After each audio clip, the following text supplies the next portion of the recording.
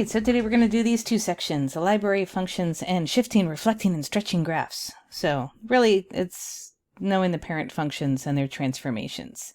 So the first thing I've got is just the parent functions that you should be familiar with. So I'm going to go through them kind of quickly. As always, feel free to pause the video and write down as much as you need to in your notes. But these are, I'm going to show you 6 functions that I expect that you know by heart. And you don't have to really stop and think about the graphs. You just know how to graph them. So the first one is going to be the identity, which is y equals x. And y equals x, so the x and the y coordinate are always the same. And that ends up drawing this line. So as long as the scale on the x and the y axis are the same, it's going to be a positive slope with 45-degree angles in between the axes. And then the domain and range are both real numbers. And by the way, this notation right here, when you write the domain, you can actually write the words all real numbers, but this is a nice efficient way that mathematicians have for doing it. This symbol here, that funny looking E, that stands for exists in. And then this symbol, that funny looking R, stands for the set of real numbers. So this says x exists in the set of real numbers, and this says y exists in the set of real numbers. So it's just a fast way of writing that. So that's one you should know. You should know the basic quadratic function y equals x squared, and it's going to go through these points. Y is the x coordinate squared, so if you take all these x coordinates and square them, you get this, which ends up making this parabola. And looking at this graph, you can see that x exists in all those in the set of real numbers. That's the domain. But the range, you're never going to go where y is negative, so y is greater than or equal to 0. The next two functions are the square root and the cubic. So here's the cubic function, y equals x cubed. And so taking this same basic set of input values, this time you cube them and you get these output values. Because these numbers got kind of big, not super big, but to go from -8 to +8 on the x-axis, when I drew my graph, I used a scale of 2 on the y-axis. So just something to note when you're writing this in your notes. But when you plot these, it's a graph that kind of makes this nice little gentle curve to it.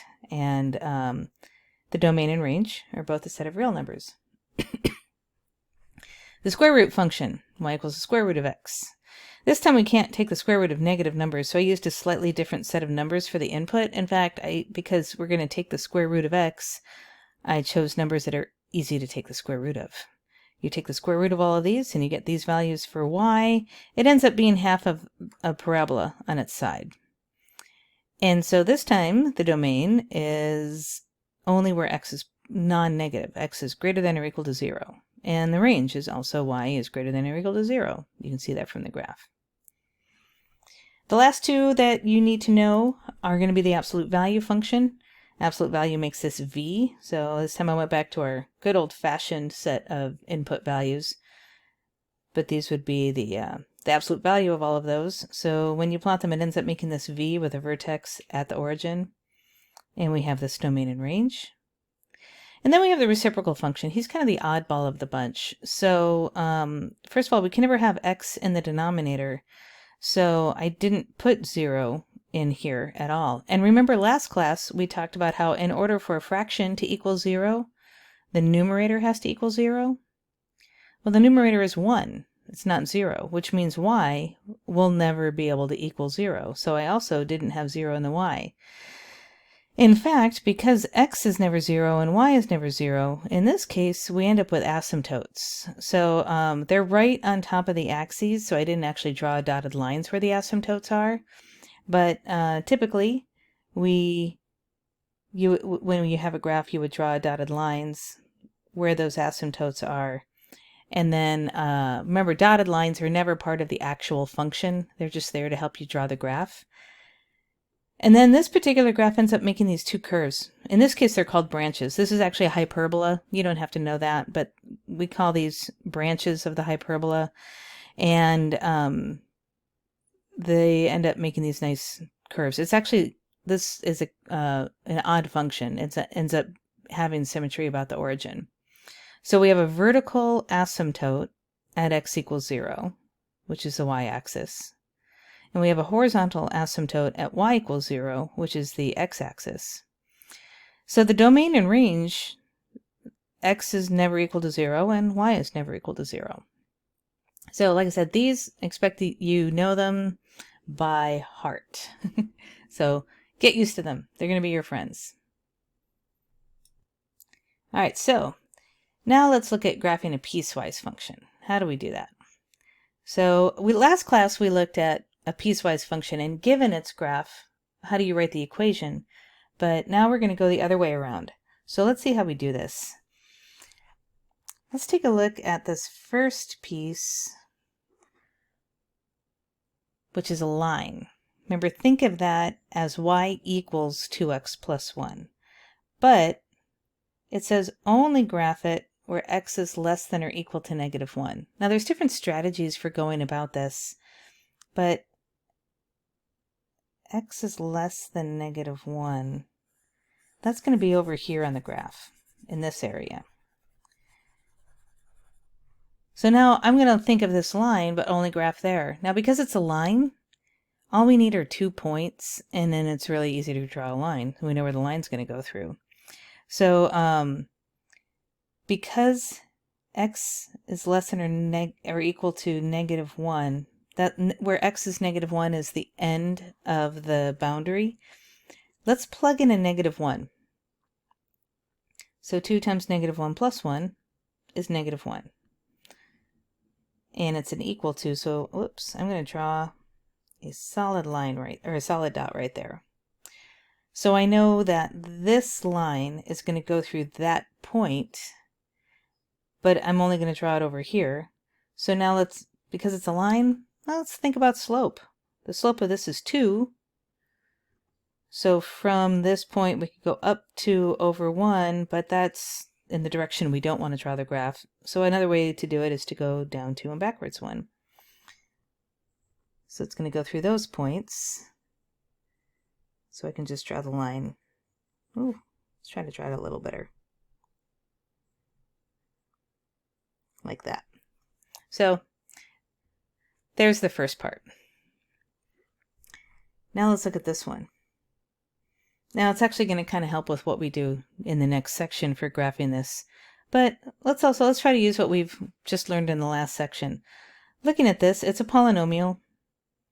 The exponent on the variables, it's always even. So this is going to be an even function. This should be a parabola that's symmetrical about the y-axis.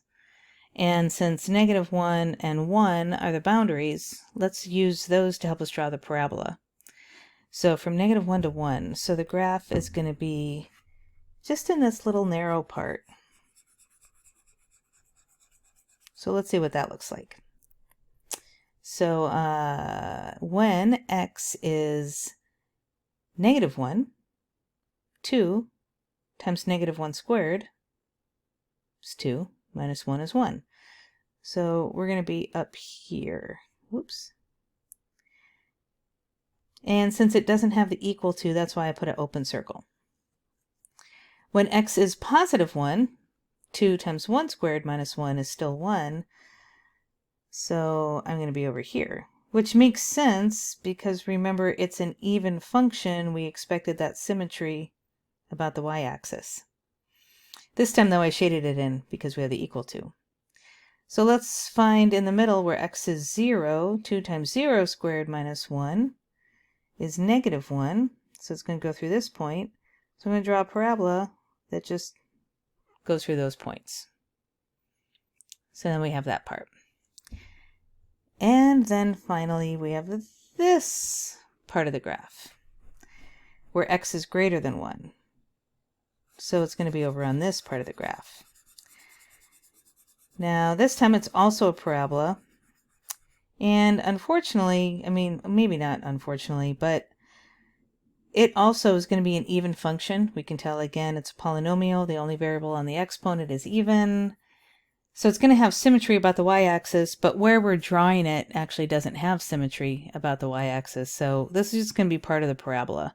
Its vertex is going to be somewhere here on the y-axis itself because of that symmetry. But we're just going to draw the part that's over here in the pink area. Okay, so this one we'll have to think about just a little bit more. Well, let's just plug in some points. So because 1 is one of the boundaries, 1 minus 1 squared is 0. So I know that 1, 0 is on there, and I'm going to put an open circle. And then I'm just going to pick a couple other points. What about when x is 2? So 1 minus 2 squared is 1 minus 4, that's negative 3. So at 2, we're at negative 3. It's going to go through there. And if I did 3, 1 minus 3 squared, well, that would be negative 8. That's actually off of my graph. I don't have enough room. Now, I do know this is a parabola, so I'm not going to draw a straight line. In fact, one thing I can do to help me is I can think about this. If x was 0, even though that's in the green area, that's going to kind of give me an idea of where to draw, start thinking of drawing. If x was 0, 1 minus 0 squared is 1. This point right there at 0, 1 would be on this parabola. So when I draw this, it's going to make kind of this curve here. I just don't want to actually start drawing until I get into the pink area. But I'm going to be thinking about drawing this curve. So it's going to be a little harder to see the curve on the pink line because it's so steep, but hopefully you can tell that it's definitely curving. It's definitely not a straight line. And there we go. That's graphing a piecewise function. Okay, so now let's talk about transformations of those parent functions. So I can't quite fit it. Let's just look at these to begin with. So we're going to look at 3 types of transformations. We're going to look at translations, reflections, and you can see we're going to look at dilations. I just can't fit it all on the screen. So let's focus first on just these 2. Translations and reflections, or shifts and flips. Now I'm going to kind of explain all this. There's a lot of writing here. Let's see what's going on.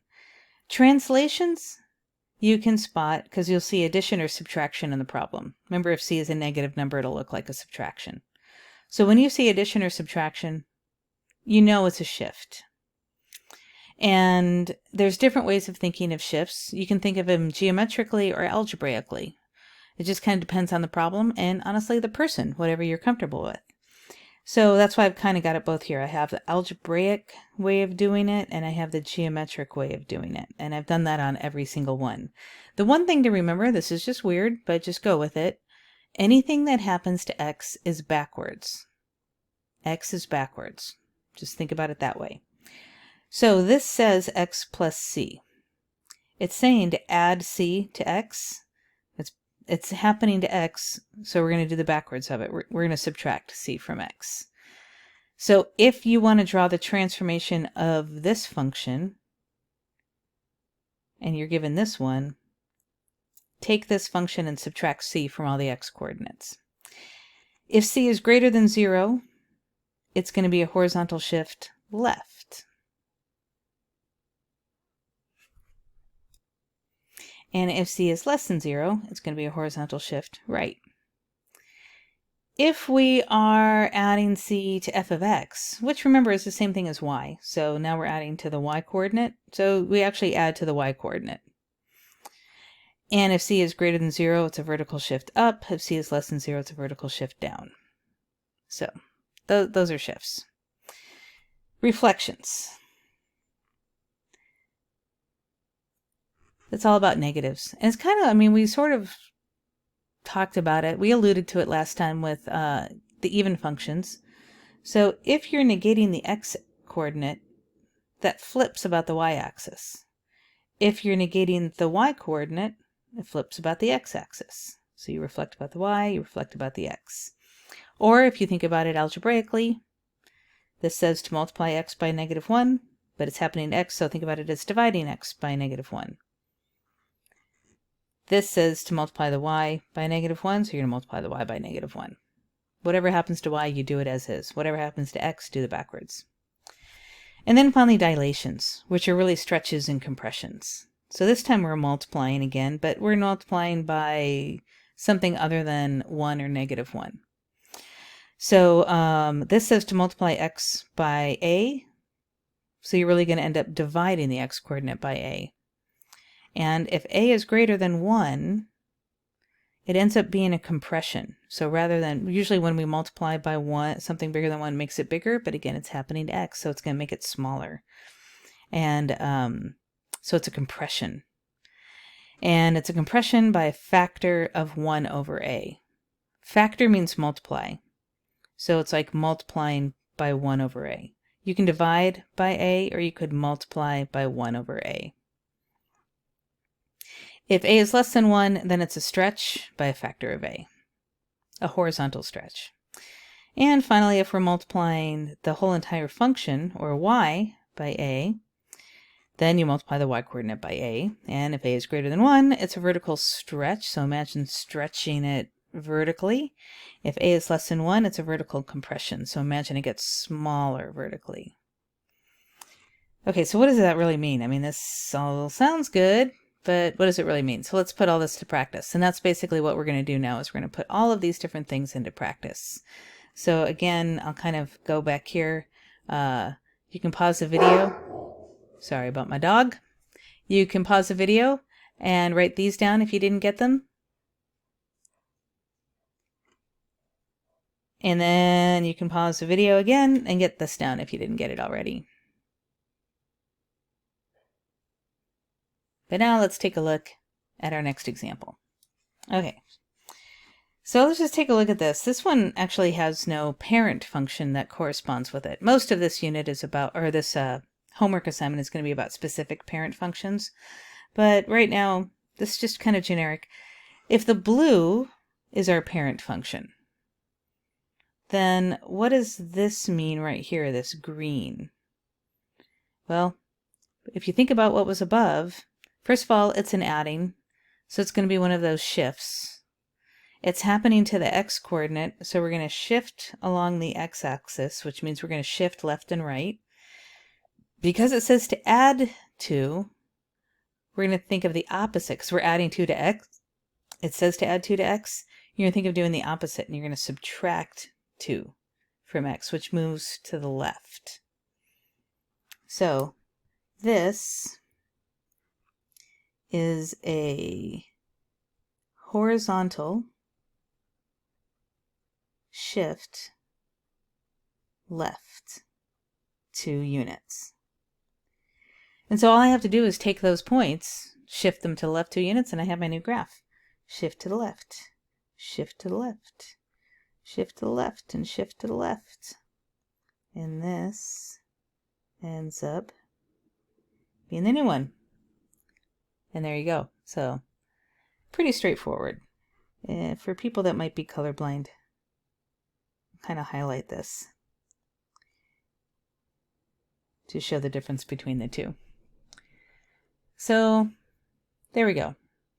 Nice and easy. Now remember how I said up here that another way to think of shifts in this case was to subtract c from all the x-coordinates? Well, this is what I meant. If we take a look at this one right here, this x-coordinate was at -4, but this x-coordinate ends up being at -6. So we went from -4 to -6. If you subtract 2, you get -6. We might be able to see that idea better if we looked at a table. So let me make a quick table here for our original function. So the points, we have one point at -4, 2. We have another point at -2, -2. We have another point at 0, -2. And another point at 6, 2. So this point is at -4, 2, -2, 2, 0, 2, -2, and 6, 2. Now let's make a table of values for the green function.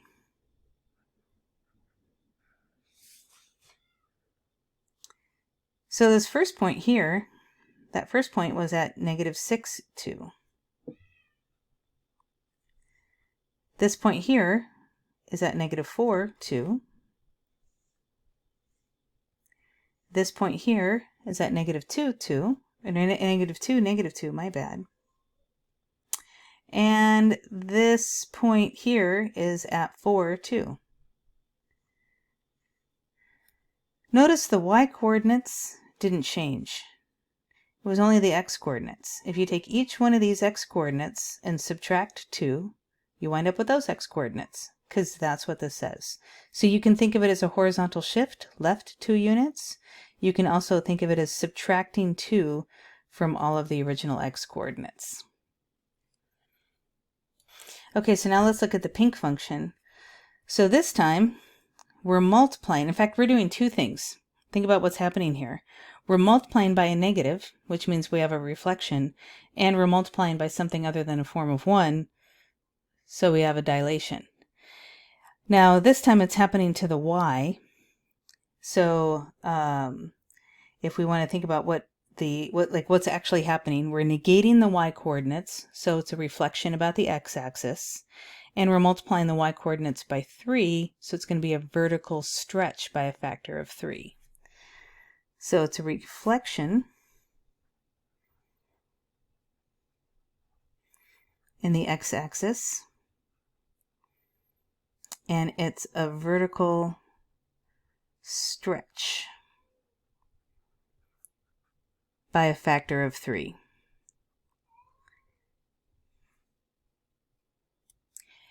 Now, personally, I find stretches and compressions easier to do when I actually think of them algebraically. So if I make a quick little XY table for this guy, so this time I'm going to, again, I have to go back to the original blue function. So I'm going to take the original blue function and I'm going to multiply the y-coordinates by -3. So all the x-coordinates stay the same. So they don't change. We have -4, -2, 0, and 6. But I'm going to multiply all of these by -3. So I get -6, +6, +6, -6. And then I graph those points. So -4, -6, 2, 3, 4, 1, 2, 3, 4, 5, 6 is right there. -2, 6 is right here. 0, 6 is right here. And 6, -6. 2, 3, 4, 5, 6. 1, 2, 3, 4, 5, 6. Ooh, almost ran into my table. And this ends up being the new graph. So it's been stretched vertically by a factor of 3 and also reflected about the x-axis. So that's kind of the basic idea here. Now the rest of the problems, we're going to just do this kind of stuff to our actual parent functions. Okay, so let's look at this example. Write an equation for the function shown. Now, if we look at the shape of it, we can definitely see that the parent function is the cubic. It's y equals x cubed. And we have this point in the middle.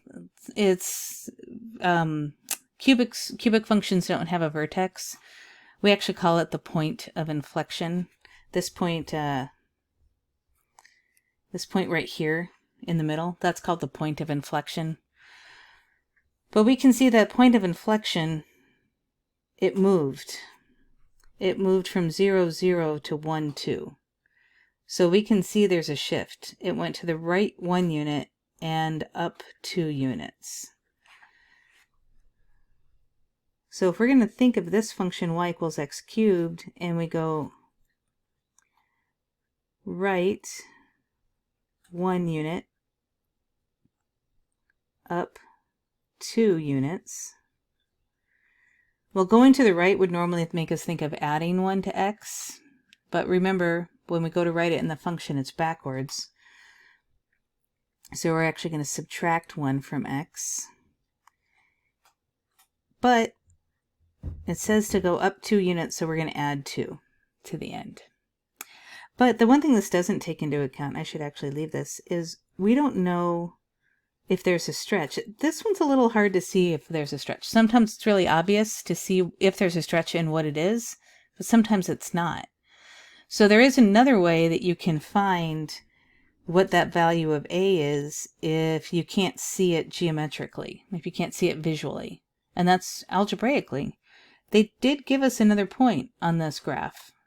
So we have an x and a y coordinate. I can plug those in for x and y and solve for A.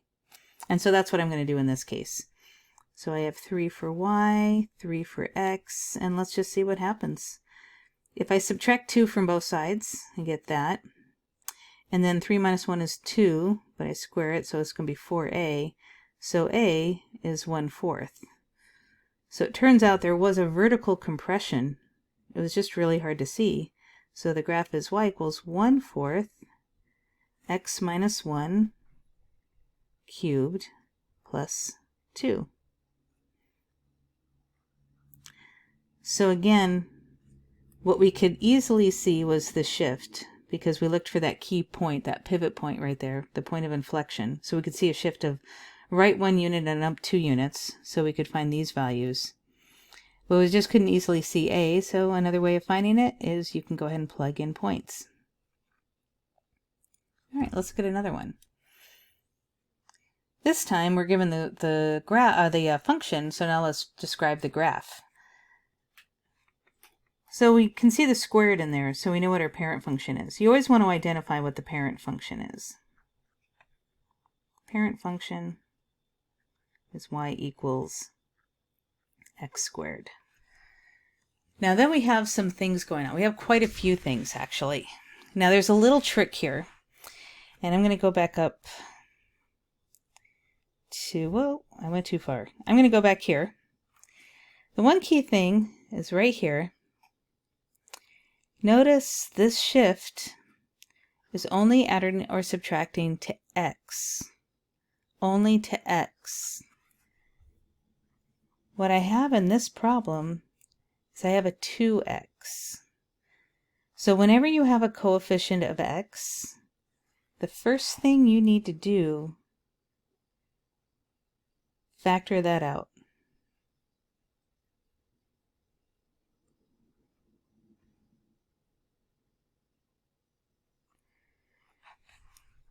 So now instead of shifting 4 units, we can see we're actually shifting 2 units. So that's going to change things. So we are multiplying by a -3. We have a 2 here, we have a 2 here, we have a 7 here. We have a lot of different transformations here. We actually have 5 transformations. Oh my goodness. So let's take it step by step. Now, when you're describing the transformations, you should actually think of following the order of operations. So multiplication comes before addition or subtraction. So we're going to describe those first. You would do those first, then save the shifts for last. So with the multiplying, though, it doesn't matter what order you do it in. So we're going to go ahead and just take those as they are. The first thing is the -3. What does the -3 do? Well, the -3 is not on the x, so we think of it on the function itself. So we're negating the function, we're negating y, so we're going to reflect about the x-axis, and we're going to we're going to vertically stretch by a factor of 3. So we reflect about the x-axis, and then there is a vertical stretch by a factor of 3. Then the next thing, we're multiplying by this 2. This time x is multiplied by 2. We can see it right there.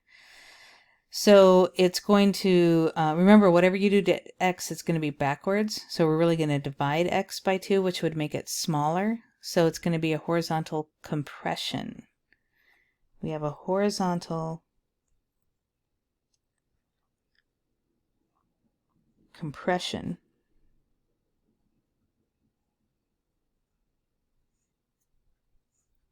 by a factor of 1 over 2. We'd multiply by half. Dividing by 2, well, dividing by 2 is the same thing as multiplying by half. And if you're going to write factor, you got to write what you multiply by. Then we can do the shifts. So this says to subtract something from x. So you would actually add to x, which moves along the x-axis to the right. So we're going to go to the right. Let's actually say shift.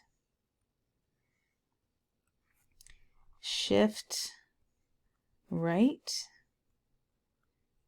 2 units. And then that plus 7, shift up by 7 units. And there we go. So there's our describing the transformation. Okay, so now this kind of goes backwards. What if we're given the description? Let's write the equation. So we'll kind of take it in stages. So we know we're going to start with y equals the absolute value of x.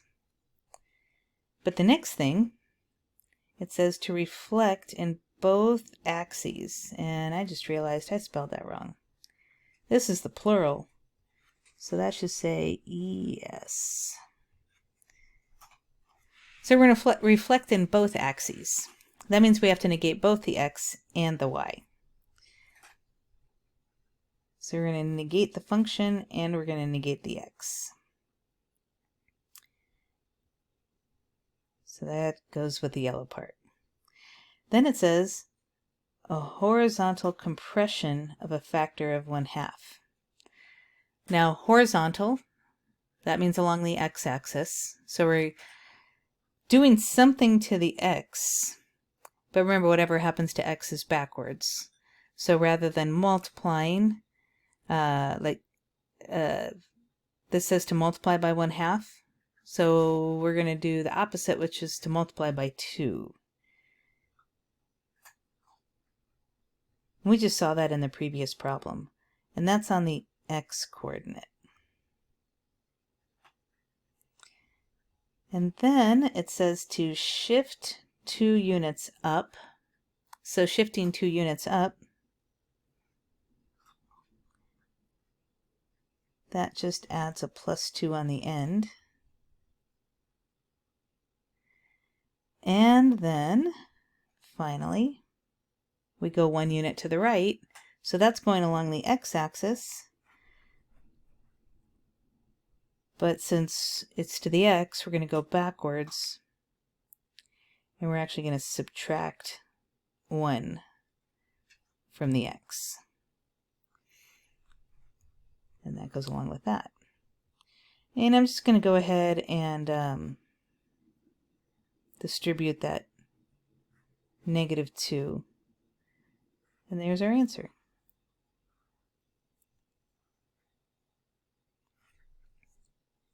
Lots of 2's that ended up being in this problem. Now I know one thing that you might have been tempted to do. Whoops. Come back here. It might have been tempting in this very first step. We have a negative x in there. It may have been tempting to just want to go ahead and drop that negative. But don't drop it. Notice we needed to keep that negative because it ended up distributing over here and it affected this. So just leave it. Don't try to simplify until the final answer at the end.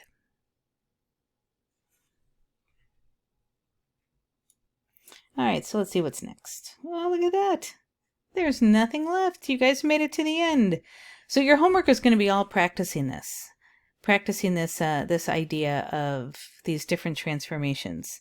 And sometimes you're going to be graphing them, sometimes you're going to be writing equations, sometimes you're going to be writing descriptions. But it's all about practicing with it. So have fun, and I'll see you in class.